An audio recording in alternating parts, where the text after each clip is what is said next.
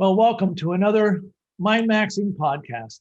And we're grateful and happy to have Michael Robertson with us, who's from Southern Methodist University, SMU, who is the Assistant Provost for Global, Online, and Continuing Education. And Michael's been thrust into some exciting roles in the last year or two, even prior to COVID. And we're glad to have him here to talk about some of his experiences. So I'll start off, Michael, with welcome, and it's been a big year for everyone in all different ways, and be interested to hear some of your thoughts and or reflections from this past year. Thank you, Lee. It's been it's a pleasure to be here first and foremost, and yeah, so 2020. That's an interesting question. my first thought is when I think about last year, and frankly the first few weeks of this year, I'm struck by this literary phrase that is the best of times, the worst of times, really, because really, from where I sit, we have seen tremendous willpower, resilience, strength of character from folks in my office and across the university, people standing up and doing things that, January 2020, none of us thought we would be doing. Taking on multiple roles, doing work that we, frankly, it just was not part of the individual's wheelhouse. And we've adapted and we've changed, and I've seen cultural changes been sparked at the staff level, at the faculty level, at the university. People I thought would never embrace online learning, for example. And some of that's hyperbolic, I suppose, and some of it's probably a little bit of overgeneralization, but truly, I mean, it was not something that really landed on their desk prior to 2020. And now talking with them, it's become a way of life, and they look forward to continuing on with it past once we get all this past us. So that's been really exciting to see. But it's been a tragic year too. It's absolutely been like nothing I've ever seen in my lifetime, certainly, in terms of the loss of life, the economic impacts. We've seen it we've seen it across society. Obviously, we've been very, for the most part, very fortunate at SMU to have largely weathered the storm thus far, and I know that that's not the case at a lot of other institutions. So we feel very fortunate for that. But yeah, I mean, it's been a year of ups and downs, certainly, and I think we're all looking forward to finding some stability and getting back to normal, whatever that means after all of this. So yeah, I'll leave it at that. So I've seen your team be very resilient, and guess I'd ask, are there some things culturally or some characteristics that you think lead people to be able to be more resilient? And obviously this was an incredibly drastic and stressful time. Sure.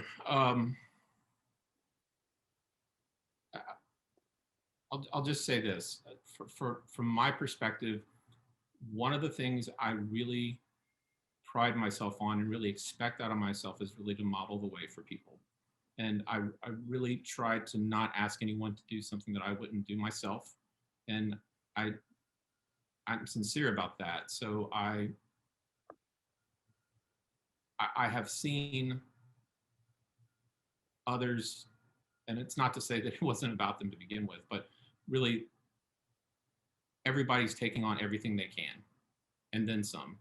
And with no hesitation, really, at least if there is, I'm sure there is, it's been internalized, so that sort of willingness to take on challenge after challenge after challenge it's been really impressive and inspiring to me over the past year.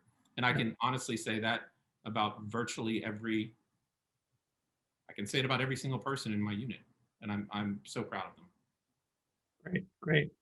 So we've been through, at least 8 to 10 months of this in great significance, and a lot of reflection, a lot of planning, a lot of adjusting, like you were saying. And now, whether there's, I'll call it an end in sight in terms of the pandemic, there's a newer normal for right now, and then a near term. Can you talk about some of the things that you're thinking about in the near term, the next 6 to 12 months, and in terms of SMU or in terms of higher ed in general? Well, I mean, for SMU, what we went into 2020 focused on really expanding our footprint in the online graduate space, and that's not changed. If anything, the experience of 2020 has really amplified that.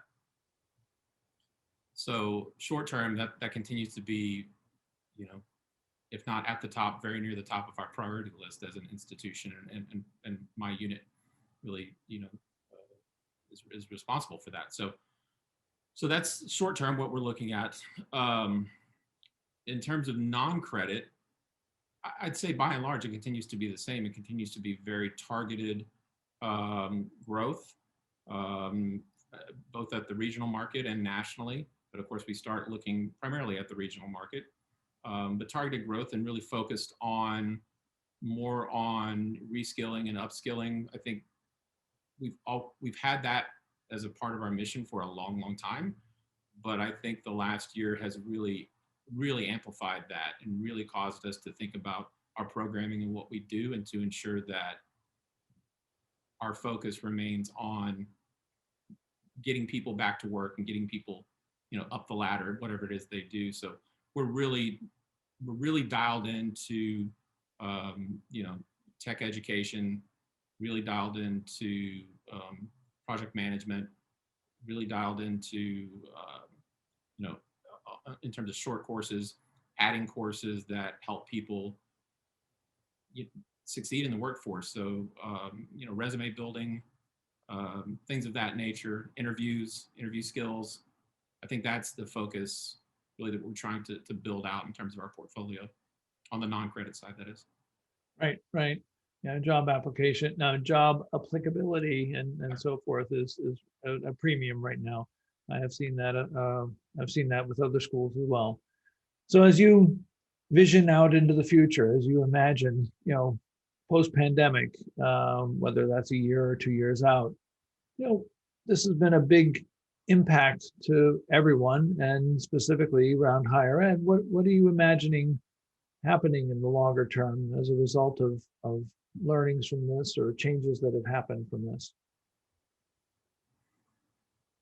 So I'll answer that in terms of our unit immediately, and then I'll tell you my broader sense about higher ed, to your question. For our unit, longer term, we really are focused on not only building out our online portfolio in the for-credit space or the non-credit space, but really doing so with an eye towards sourcing those programs in so much as possible directly from industry.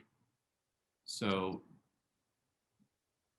we're doubling our efforts to make connections with industry in Dallas, Fort Worth, and beyond, and be able to do that in such a way that their insight is genuinely feeding into the programs that we are developing. Mm-hmm. And I'm going to be frank, there's a lot of, that's always part of the conversation in every unit like ours. I feel like it is at some point, and some are more successful at it than others. And we are dedicating ourselves to ensure that we are genuinely successful at that. And that's going to take time. That's a long game, but we're committed to ensuring that we're working with industry, again, in the DFW region and beyond, and doing it in such a way that we can build out programs that genuinely meet their needs. So that's our focus, I think, long term. This has been, again, 2020 has been really, use a different analogy. It's been a roller coaster, and it's been a wave to ride. And as far as higher ed, we have got to get to a point to where we can be more nimble and respond quicker to what's going on in the market. And I feel like those that can do that, those that can innovate quickly, that are not afraid to make a mistake or two along the way, are going to be the ones that succeed in the long run. But you know, we're 21 years into this century. This is, at this point, this is not, we can no longer have the 20th century mindset. It is long behind us. And this is an industry, for lack of a better term, that moves very slowly. So we've got to ride that wave. Along those lines, what are some things you think are barriers to moving in that direction, and or enablers or accelerators to helping higher ed move in that direction? Well, I find the phrase that culture eats process pretty apt when it comes to talking about higher ed in general. I'm not a big fan of generalizations, but I'll just say culture eats process, and we can be bloated with process all we want, but it's not going to solve some cultural barriers. And so, I mean, I'll leave it at that. I think that can take a lot of different forms, and every institution is unique, but there is certainly an aspect to that. At the same time, some of those, to my mind, some of the stumbling blocks can also be some of our biggest strengths. I mean, we can be centers of innovation. We have we're the hubs of some of the brightest minds in the nation, you know, doing amazing work and research. We should be able to get over the hump. So I think that we have the capacity as we certainly have the capacity as a higher ed community, as a higher ed industry, but it's a matter of culture. Yeah. And that's actually why I asked that question earlier about where the resilience came from. So I do think culture is a huge part of that. So yeah. Great. Well, anything top of mind, other additional thoughts, ideas that you have for innovation or higher ed right now that you'd like to share? Gosh, not from a programmatic standpoint, really, at this point, but you know, I do think that we have to be willing to fail, and we have to be willing to be uncomfortable at times. Mm-hmm. That's just the nature of change. And so as we take that on, if we can take on those sort of characteristics, if we can build those out, either at the individual level, at the unit level, at the institutional level, higher ed as a whole, whatever it may be, you know, that's, to me, that's going to be one or two of the characteristics that we need to really fashion to be successful in the long run. I love the expression failing forward. You know, and I do embrace that in my personal life as well. Many failures, and some of them I've learned from. So I wish I learned from all of them, but some of them I definitely have learned from. So, well, I want to thank you, Michael. I appreciate your time. This is great, and I look forward to staying in touch and hearing more from you in the future. So thank you very much. Great. Thanks, Lee.